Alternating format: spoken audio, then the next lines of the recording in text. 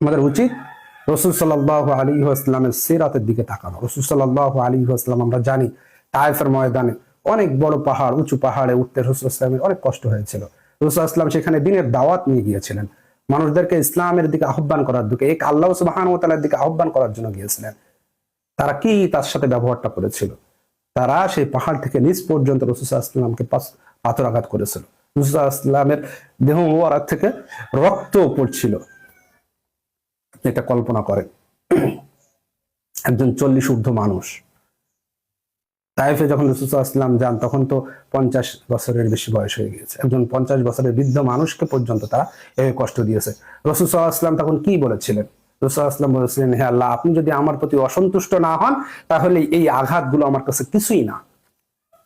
মাজমাউজ জাওয়ায়েদের মধ্যে হাদিসটা আছে, আপনি দেখেন খুলে। রাসূল সাল্লাল্লাহু আলাইহি ওয়াসাল্লামের এই কথাটা যে আপনি যদি আমার প্রতি অসন্তুষ্ট না হন, তাহলে এটা আমার জন্য কিছুই না।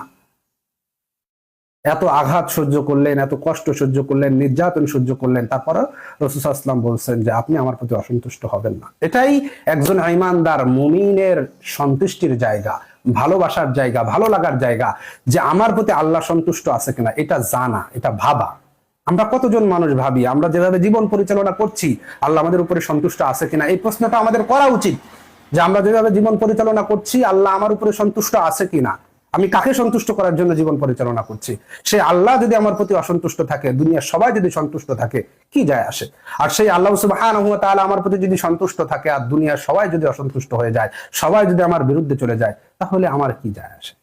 আমার কি বা তারা করতে পারবে? কিন্তু আল্লাহ সুবহানাহু ওয়া তাআলা যদি অসন্তুষ্ট হয়ে যায়, দুনিয়ার সকলে মিলে আপনাকে আল্লাহর বিপরীতে দাঁড় করাতে পারবে না। আল্লাহর বিপরীতে কোন রকমের কথা, কোন রকমের হুকুম চালাতে পারবে না। ভাইরা আমার, এই ইবাদতটা এখানেই আসে, ভালোবাসা এখান থেকেই আসে, অন্তর থেকে আসে, তাকওয়া থেকে আসে।